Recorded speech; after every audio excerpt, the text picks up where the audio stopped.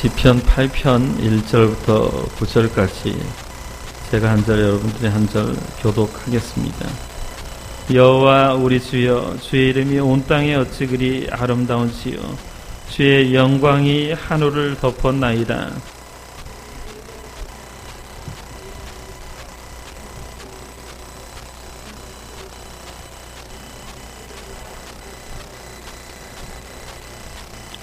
주의 손가락으로 만드신 주의 하늘과 주께서 베풀어 두신 달과 별들을 내가 보오니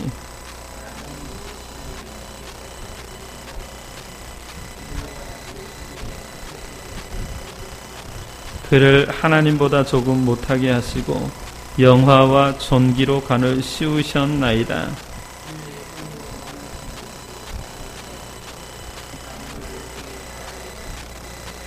곧 모든 소와 양과 들짐승이며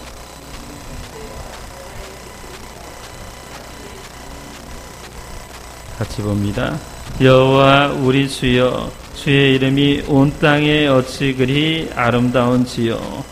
아멘. 하나님이 주신 생명, 하나님이 주신 생명이라는 제목으로 말씀 증거하겠습니다. 오늘 읽은 말씀은 다윗의 쓴 시입니다. 표제에 보면 다윗의 시, 인도자를 따라 기쁨에 마친 노래라고 기록되어 있는데, 시편 8편은 모든 시편 가운데 가장 아름다운 시편이라고 일컬어집니다. 다윗은 하나님의 손으로 만드신 그 하늘을 보고 주님께서 베풀어 두신 달과 별을 볼 때 사람을 생각하게 되었다라고 하죠. 다윗은 하늘과 땅에 나타난 그 주님의 영광을 지금 어린아이의 마음으로, 어린아이의 심정으로 찬송합니다. 하늘과 땅에 가득 찬 만물은 조물주 하나님의 지혜로운 솜씨라고 지금 다윗은 고백하고 있는 거예요. 다윗이 만물을 바라볼 때 그냥 만물을 보지 않았습니다. 우리에게도 이런 어린아이와 같은 마음이 필요합니다. 순수한 마음, 깨끗한 마음, 정결한 마음. 하나님, 저는 제가 거듭나고 난 다음에 이 시편 8편의 말씀이 얼마나 꿀송이보다 달든지, 세상 만물을 거듭난 영혼으로 바라보니까 정말 어찌 그리 아름다운지요. 시편 8편 1절부터 9절까지 보면 수미 쌍관식으로 처음과 끝이 같아요. 여호와 우리 주여, 주의 이름이 온 땅에 어찌 그리 아름다운지요. 9절에도 여호와 우리 주여, 주의 이름이 온 땅에 어찌 그리 아름다운지요. 그러니까 다윗이 바라보는 세상은 시각히 영광스러운 세상이고요. 그 영광스러운 세상 가운데 하나님이 인간을 아주 귀한 존재로 창조하였다라는 거예요. 그런데 많은 사람들은 눈이 어두워져서 이 놀라운 세계를 몰라봅니다. 눈이 어두워져서 놀라운 세계를 몰라봐야지. 이게 비극이죠. 왜 눈이 어두워졌느냐? 사람이 죄 가운데 있기 때문에 죄가 눈을 가리게 만들었습니다. 그래서 더 이상 이 세상의 아름다운 세상을 바라보지 못하고 느끼지 못합니다. 나폴레옹이라는 사람이 내 사전에는 불가능이 없다라고 외쳤는데, 그런데 나폴레옹은 이렇게 얘기를 했어요. 내 생애에 날은 6일밖에 없다라고 고백을 했습니다. 나폴레옹은 세계를 제패한, 유럽을 제패한 황제 아닙니까? 그러나 그에게는 그 생애 단 6일만 행복했다라는 거죠. 근데 반면에 헬란 켈러는 내 생에 행복하지 않은 날은 단 하루도 없었다라고 고백을 합니다. 왜 이런 고백을 할 수 있을까요? 오직 어린아이 같은 깨끗한 마음의 소유자만이 하나님의 영광이 보여요. 하나님의 지혜와 하나님의 손의 그 자취를 바르게 믿고 알고 고백할 수 있습니다. 오늘 본문에도 2절 보면 어린아이들과 젖먹는 이들의 입으로 권능을 세우셨다. 어린아이들, 젖먹는 사람, 젖먹는 아이는 부모가 어머니가 젖을 줄 때 그 젖이 그에게 생명 전달할 수 있고 그 생명이 유지되고 보존되어지고 전부예요.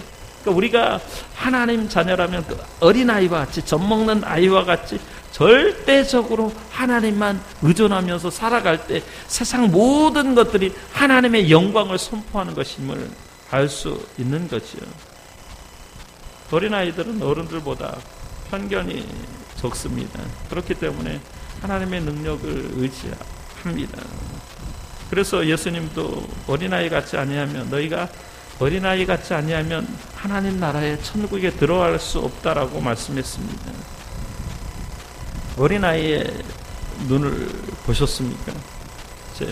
우리 정승현 집사님 아들 낳는데 한번 손자 그 얼굴을 보십시오. 저는 맨 처음 아이들이 태어나면 제가 안고 기도할 때 머리에 안수를 하지만 눈을 쳐다봅니다. 그 눈이 초롱초롱 얼마나 맑고 깨끗한지 몰라요. 어린아이 눈에는 티가 하나도 없어요. 그래서 우리 속담에 눈은 마음의 거울이다라는 말이 있는데 이게 옳은 말씀입니다. 예수님의 산상수훈에서도 마음이 청결한 사람은 복이 있나니 저희가 하나님을 볼 것이며 마음이 청결한 사람, 마음이 깨끗한 사람은 하나님을 볼 것이다 라고 말씀합니다. 마음이 깨끗해야, 마음의 눈이 밝아야 하나님을 볼 수 있습니다. 그런데 여러분, 유감스럽게도 어른들의 눈은 어떻습니까? 어른들의 눈은 그렇게 맑지 않습니다. 왜 그럴까 곰곰이 한번 생각을 해보십시오. 어른들은 작은 일에 기뻐하지 않아요. 어른들은 기쁨보다는 미소보다는 또 화내는 일이 많고 서로 미워하고 서로 시기하고 질투하고 욕심을 부리고 정욕을 품고, 제가 아내한테도 오늘한테도 얘기했는데 한 달, 두 달 걱정하면서 살 것이 아니라 하루만 살자고 했어요. 여러분, 우리 하루만 살아야 됩니다. 하루만. 왜 예수님께서도 일용할 양식을 달라고 했지? 한 달치, 두 달치, 석 달치, 1년치, 아니면 평생 양식을 달라고 그렇게 기도하라고 말하지 않았습니다. 욕심, 정욕이, 욕심과 정욕을 품으니까 그런 동안에 흰자위가 이제 붉은 혈관이 나오기 시작해서 출혈된 눈처럼 보이는 거죠.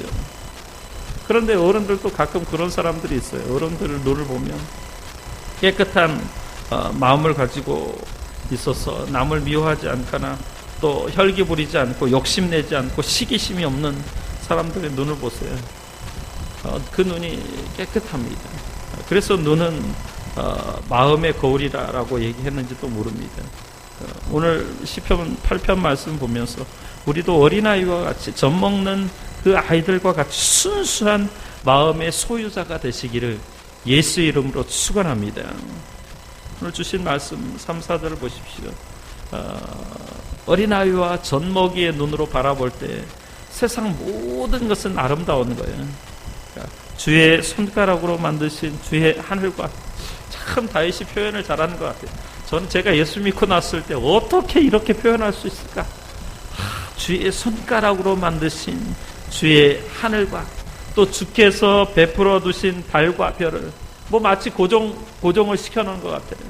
베풀어 두신 달과 별들을 내가 보니 사람이 무엇이기에, 이전 성경에는 사람이 무엇이관데 주께서 그를 생각하시며 인자가 무엇이간데 무엇이기에 주께서 그를 돌보시나이까. 이 말은 무슨, 사람이 도대체 뭡니까? 뭐기에 하나님이 날마다 때마다 시마다 생각하시고 또 그를 돌봐주심이, 그에게 먹을 것을 주시고 그에 필요한 모든 것들을 채워주시고 위기 가운데, 생명의 위기 가운데 그를 지켜주십니까? 이렇게 고백하고 있는 거예요. 그러니까 내가 뭡니까? 내가 뭡니까? 도대체 나의 존재가 무엇이기에 주님이 나를 때마다 생각하시고 시시때때로 먹이시고 입히시고 하나님의 은혜를 베풀어 주십니까? 그런 존재이기 때문에 하나님은 우리 자신에 대해서, 인간에 대해서 관심이 대단합니다. 그리고 기대가 커요. 5절 말씀 보면 그를, 여기 그는 사람입니다. 인자입니다. 인자를, 그를 하나님보다 조금 못하게 하시고 영화와 존귀로 가는 씌우셨나이다 라고 말씀합니다. 이전 성경에는 천사보다 조금 못하게 하시고 라고 얘기했는데, 그가 인간입니다. 인간을 하나님보다 조금 못한 존재로 하나님이 만드셨어요. 히브리서에 보면 천사들을 구원받는 후사로, 그러니까 우리에게 천사들이 구원받는 데 필요하기 위해서 우리의 기도를, 우리가 열심히 기도하면 하늘에서 그 기도응답을 가지고 내려오는 사람들이 천사예요. 오늘로 얘기하면 심부름꾼이에요. 하나님보다, 하나님의 그 전능하심보다 조금 못한 존재로 우리를 만드셨어요. 하나님이 지으실 때 인간의 존엄성을 가지고 인간을 만드신 거예요. 그러니까 얼마나 우리가 귀한 존재인지 몰라요. 그런데 우리 스스로 보잘것없는 존재, 나는 뭐 아무것도 아니야, 그럴 필요가 없어요. 오늘 본문에, 적어도 오늘 본문에는, 물론 다른 본문도 있습니다. 인간을 부정적으로 이야기하는 본문들도 많습니다. 왜요? 너만 이렇게 높여주면 어떻게 사람이 기고만장해져요. 뭐 잘 되고 성공하고 뭐 물질이 풍부하고 그러면 하늘 높은 줄 몰라요. 바벨탑을 쌓아가지고 또 스스로 무너지게 되는데, 다른 반대되는 부분도 있어요. 사람이 무엇이냐면 이사야 40장 6절에 보면 풀과 같다. 풀은 정말 쉽게 시들어버리는 존재예요. 그러니까 우리 인생도, 인생이 70이요 강건하면 80이라도 그 연수의 자랑은 수고와 슬픔뿐이다. 신속히 간다. 날아가나이다 라고 얘기해요. 꿈 같은 거예요. 우리 장로님 맨날 얘기하시는 말씀 다 지나가면 그거 별거 아닌데 그거 가지고 뭐 마음 쓰는 게 인간입니다. 시편 62편 9절 말씀에 속임수라고 얘기했는데, 슬프도다. 사람은 입김이며 인생도 속임수이니 저울에 달면 그들은 입김보다 가벼우리로다. 사람은 입김 같은 존재, 속임수 같은 존재. 그러니까 가볍다라는 거예요. 가벼운 인생이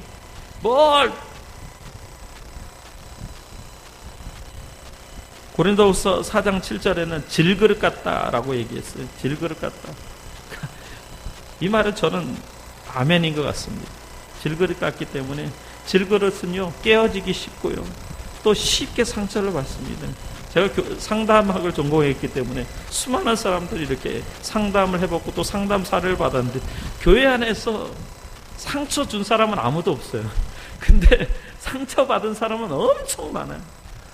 누가 줬는지 모르지만 아무튼 상처를 받았다고 얘기합니다. 왜요?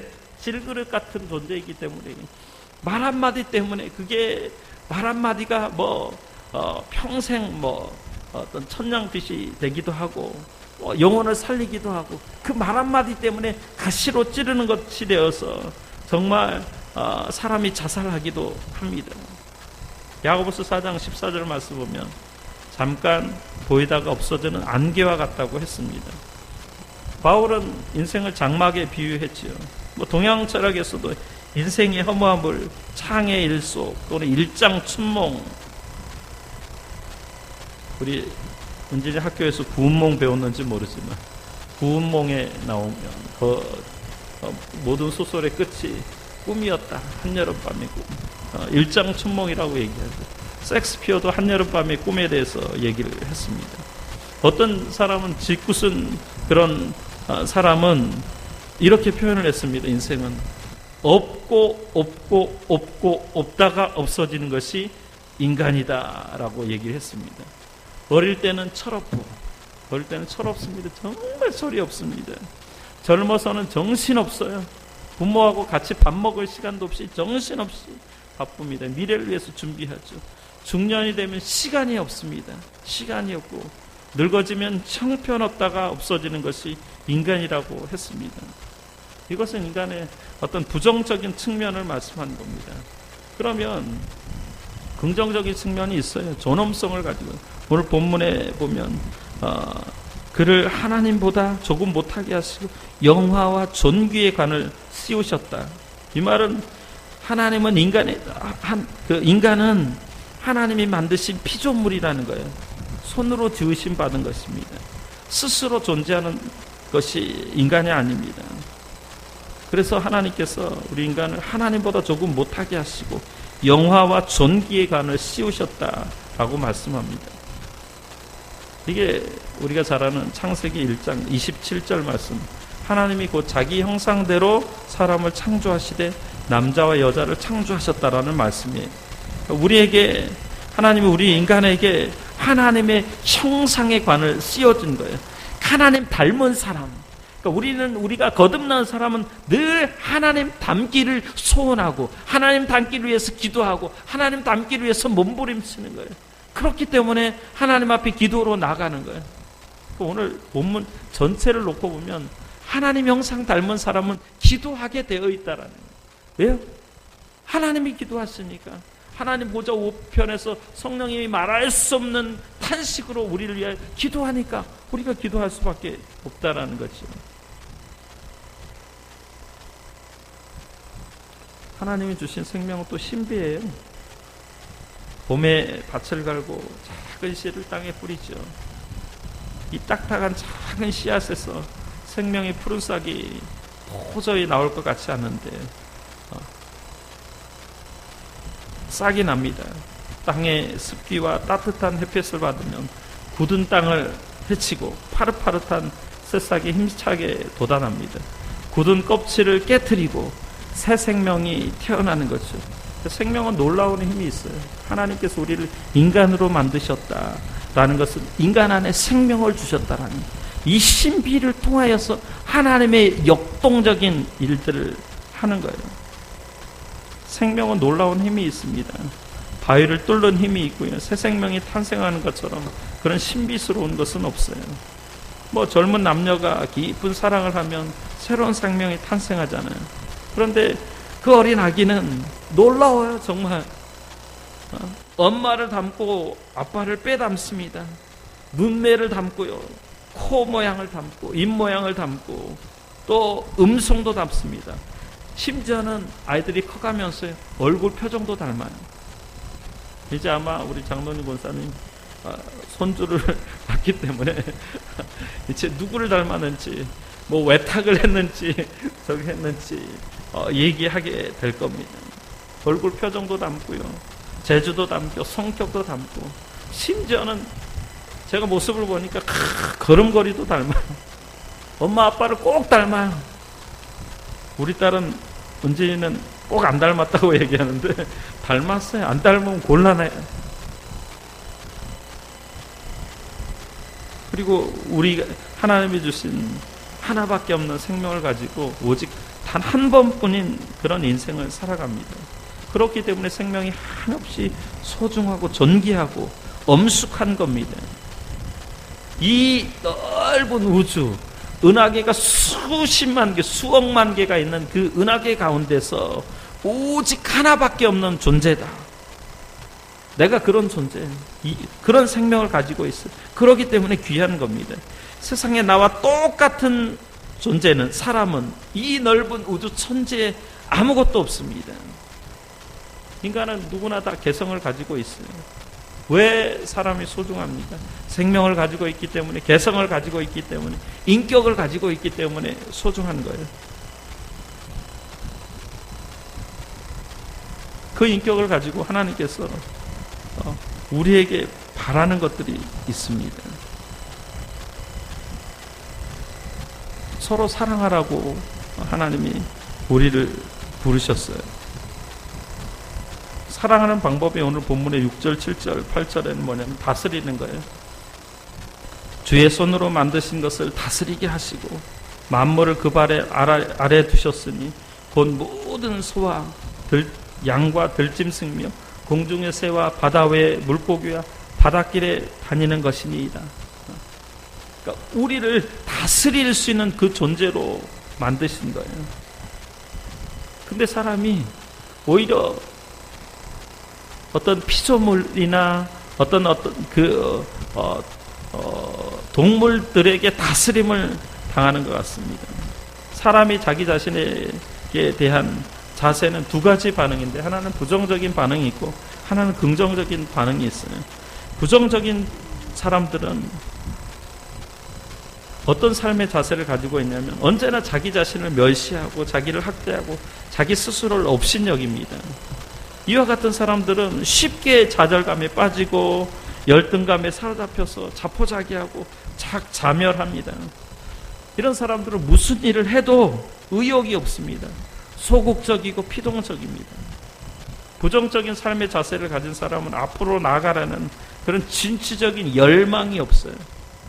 무엇을 해보려고 노력하지도 않습니다. 적극적인 그런 기상이 부족합니다. 자신의 목표를 기어코 달성하고 말겠다. 나 한 사람 먹고 사는데 뿐만 아니라 정말 나를 인하여서 수많은 사람들이 옳은 대로 돌아오고 하나님께 영광이 되고 하나님의 기업을 물려받는 사람이 되겠다라는 그런 목표의식이 없습니다. 개척정신이라고는 설마 먹으려고 해도 없지요. 현상유지 정도, 무사안일주의에 빠지고, 그래서 기백이 없고 정열이 없고 용기가 없고 의욕이 없습니다. 우리는 그런 마음들이 우리 안에도 있어요. 그러니까 부정적인 삶의 자세에서 벗어나야지만 만물을 다스릴 수 있는 만물의 영장이 될 줄로 믿습니다. 그러니까 우리가 우리 스스로에게 생각해, 에이, 지금까지 아무것도 한 게 없고 아무것도 이룬 게 없고 아무것도 붙잡은 것이 없는데, 이 부정적인 마음에서 벗어나서 이를 극복하고 자리를 박차고 일어날 때 하나님께서 우리를 통해서 쓰시는 줄 믿습니다. 오늘 성경에 보면 내 입을 넓게 열라라고 얘기했어요. 성경에는 부정적인 이야기도 많지만 긍정적인 이야기도 많습니다. 사랑하는 성도 여러분, 가슴을 활짝 펴고 사시기 바랍니다. 그 어깨를 펴고 아랫배에 힘을 주고 앞을 향하여서 바울처럼 나는 하나님이 부르신 부르심의 상급을 향하여 달려나간다 라고 힘차게 고백하는 저와 여러분들 되시기 예수 이름으로 축복합니다.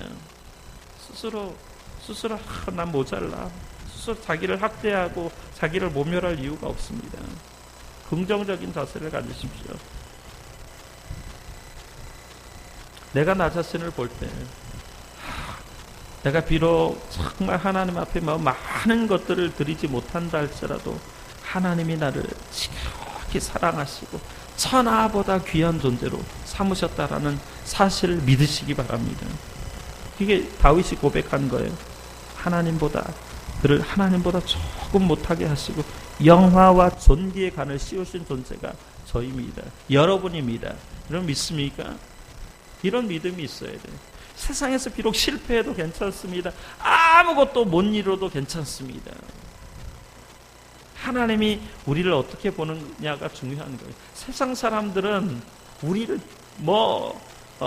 지나가는 개처럼 볼 수도 있습니다.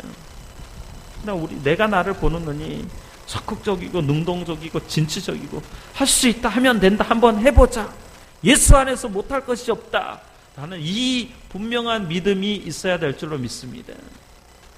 그래서 바울은 빌립보서에서 내게 능력 주시는 자 안에서 내가 모든 것을 할 수 있다라고 고백하면서 내가 부천에, 빈곤에, 내가 가난에, 또 모든 환경 가운데서 자족하는 마음을 가졌다라고 고백합니다. 이런 강한 믿음이 우리에게 필요합니다. 그럴 때 7번 넘어져도 다시 8번째 일어나면 되는 거예요.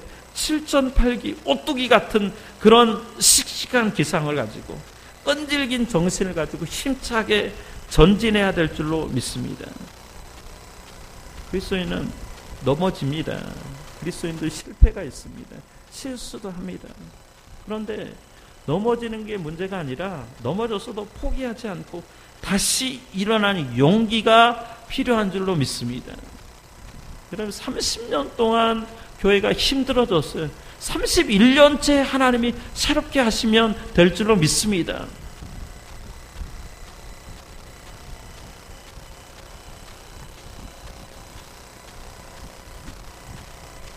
하나님 모든 것 없는 가운데서 무에서 유를 창조하신 분입니다. 우리가 긍정적인 그런 자아관을 가지고 전진하고 또 도전하고 또 실패하면 다시 일어나서 앞길로 나갈 때 승리가 있을 줄로 믿습니다. 사람이 살아가는데 실패하는 것은 절대로 부끄러운 것이 아닙니다. 왜냐하면 누구에게나 인생은 실패가 있는 거예요. 좌절이 있는 거예요. 정말로 부끄러운 것은, 제가 생각할 때 정말 부끄러운 것은 뭐냐면 실패한 다음에 다시 일어나지 못하는 것이에요. 또 더 부끄러운 것은 같은 실패를 되풀이하는 것은 수치스러운 일인 거예요. 긍정적인 삶의 자세를 가진 사람은 강한 의욕과 그리고 불타는 목표의식과 확고부동한 그런 신념을 가지고 승리와 성공을 위해서 꾸준히 전진하는 거예요.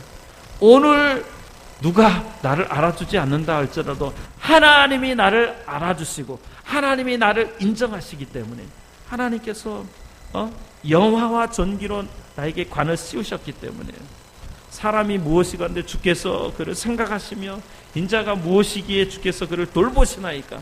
하나님이 생각하시는 존재, 하나님이 생각하시는 존재, 하나님이 돌보시는 나이기 때문에 비록 실패와 좌절이 있다 할지라도 한 걸음 한 걸음 나아갈 때 미래의 삶은 우리에게 죽어도 축복인 줄 믿습니다.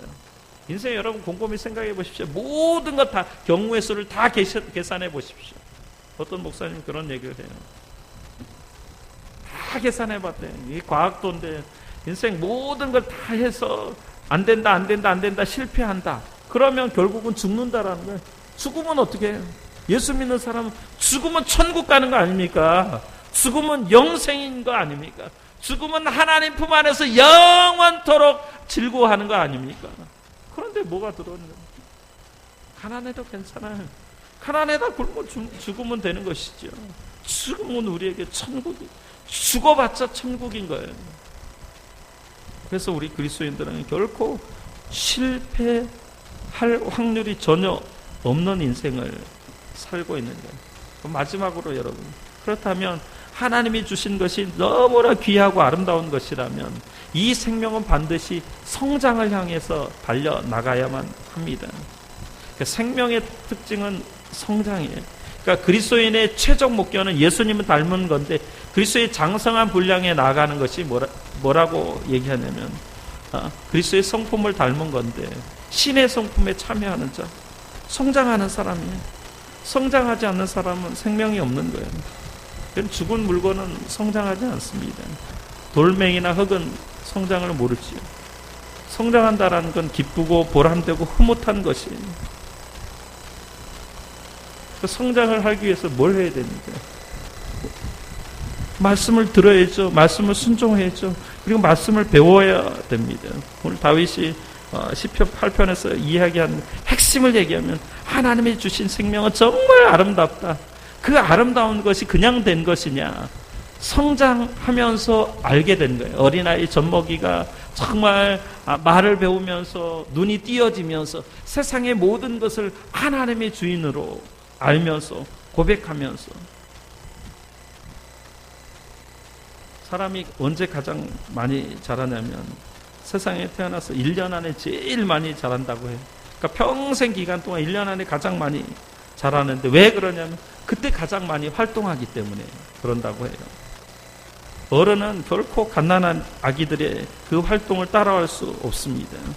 그러니까 심리학자들의 말에 의하면 사람은 일반적으로 자기 능력이 25%도 사용하지 못한다고 합니다. 그러니까 자기 능력의 4분의 1도 발휘하지 못한다라는 거죠. 왜 그래요? 배우지 못합니다. 성장하지 못합니다. 그러니까 그리스도인 정말 내가 예수를 믿은 지 1년이 되고 2년이 되고 10년이 되면 그리스도 안에서 그리스도가 주시는 그 성령 안에서 끊임없이 성장하고 있는가? 끊임없이 배우고 있는가? 제자라는 말도 사실은 배우는 사람이에요. 예수 그리스도를 닮아가고 있는 사람이에요. 다윗이 왜 시편 8편을 기록했느냐? 정말 하나님의 은혜를 체험하고 나니까 하나님의 사람으로서 너무나 귀하고 존귀한 자라는 것을 깨닫고 나니까 그러면 그러면 마땅히 성장해야 돼. 마땅히 성장할 수 있는 것은 활동하고 배우는 길 외에는 없는 거예요. 우리가 하나님이 주신 그 모든 것을 통하여서 정말 자연 만물을 통해서도 하나님을 발견할 수 있고, 또 사람의 그 형상 속에서도 하나님의 형상이 보여지고, 그래서 그가 자라나가는 모습, 어린아이들이 교회 안에서 지금은 정말 철부지이지만 조금씩 자라나가서 하나님 앞에 크게 쓰임받는 그 모습을 보면서 우리가 기도하고 나갈 때 정말 보람 있는 존재가 된 줄 믿습니다. 사람은 다 연약해요. 다윗도 넘어진 적이 있었죠. 그러나 그가 시편 8편을 통해서 여호와 주여, 주의 이름이 온 땅이 어찌 그리 아름다운지요 라고 고백할 수 있는 것. 사람 정말 주의 손가락으로 만드신 주의 하늘과 주의 베풀어 주신 달과 별들을 내가 본다. 사람을 하나님께서 날마다 생각하여 주시고 또 그를 돌봐주신다. 그런 고백을 할 수 있는 저와 여러분들 되시기를 예수 이름으로 축원합니다. 기도하겠습니다.